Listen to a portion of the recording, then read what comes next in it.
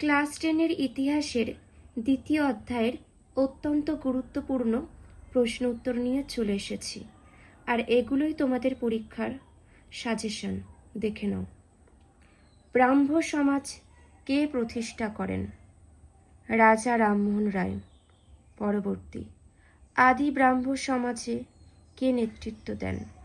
এগুলো জাস্ট দেখে রাখো, এটা বেশি গুরুত্বপূর্ণ। পরবর্তী প্রশ্ন দেখব, নববিধান ব্রাহ্ম সমাজ কে প্রতিষ্ঠা করেছিলেন? দেখে নাও, কেশবচন্দ্র সেন। পরবর্তী প্রশ্ন, বিধবা বিবাহ আইন পাশ হওয়ার পর প্রথম কোন বিধবার বিবাহ হয়? বিধবা বিবাহ আইন পাশ হওয়ার পর প্রথম বিধবা হিসাবে বিবাহ হয় কালীমতির। নেক্সট, 19 শতকে বাংলায় কারা সমাজ সংস্কারে গুরুত্বপূর্ণ ভূমিকা পালন করেন? 19 শতকে বাংলায় রাজা রামমোহন রায়, ব্রাহ্ম সমাজ, নব্যবঙ্গ গোষ্ঠী, ঈশ্বরচন্দ্র বিদ্যাসাগর প্রমুখ সমাজ সংস্কারে গুরুত্বপূর্ণ ভূমিকা পালন করে।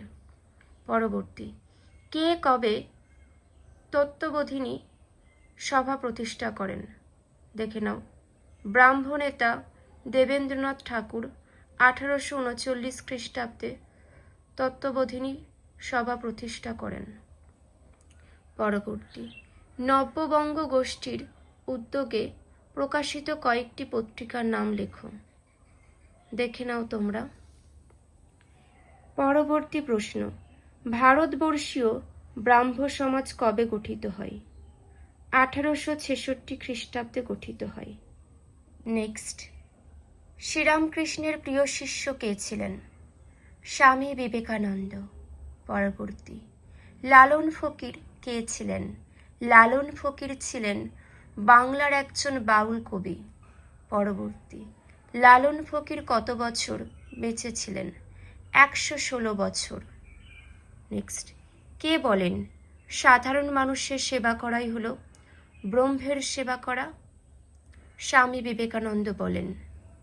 পরবর্তী, স্বামী বিবেকানন্দ কবে কোথায় বিশ্বধর্ম সম্মেলনে যোগ দেন?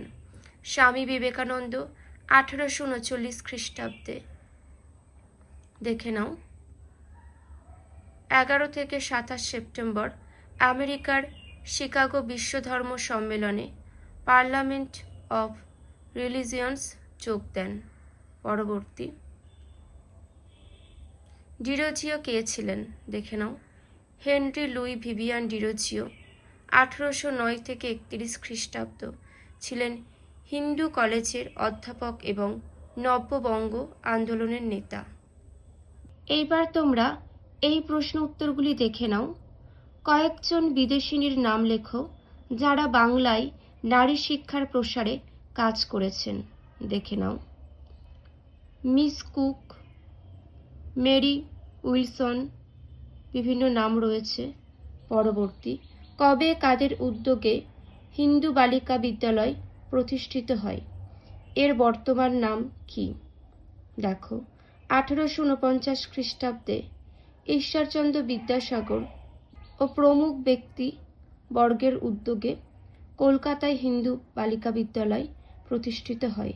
এর বর্তমান নাম বেথুন স্কুল, মনে রাখবে।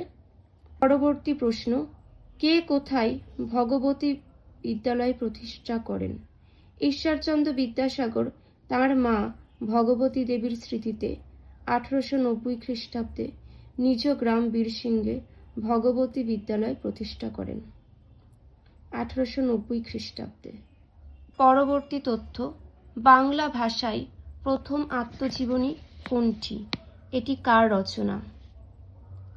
কে রচনা করেন? বাংলা ভাষায় রচিত প্রথম আত্মজীবনী গ্রন্থ হল আমার জীবন। আমার জীবনের রচয়িতা হলেন রাসসুন্দরী দেবী। পরবর্তী তথ্যটি দেখে নাও, পাশ্চাত্য শিক্ষার প্রসারে রামমোহন রায়ের কয়েকটি উদ্যোগ উল্লেখ করো। এখানে দেখে নাও, উদ্যোগগুলি উল্লেখিত রয়েছে, দেখে নাও ভালো করে। পরবর্তী, রাজা রামমোহন রায় কর্তৃক প্রতিষ্ঠিত কয়েকটি উল্লেখযোগ্য প্রতিষ্ঠানের নাম লেখো।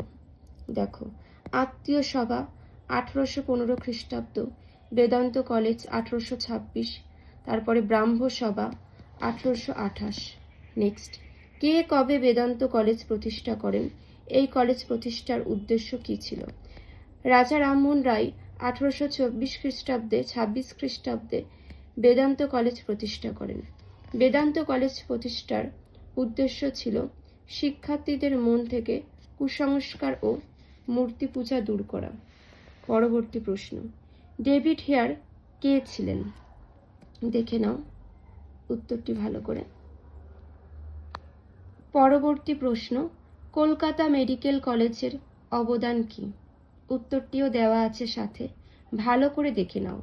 প্রিয় ছাত্রছাত্রীরা, যে প্রশ্ন উত্তরগুলি তোমাদের সামনে তুলে ধরছি এগুলো কিন্তু তোমাদের পরীক্ষার জন্য খুবই গুরুত্বপূর্ণ, তাই তোমরা মন দিয়ে এগুলো ভালো করে বাড়িতে অবশ্যই পড়বে। আর কারোর কোনো মন্তব্য থাকলে কমেন্ট করে জানিও। এখানেই শেষ করছি।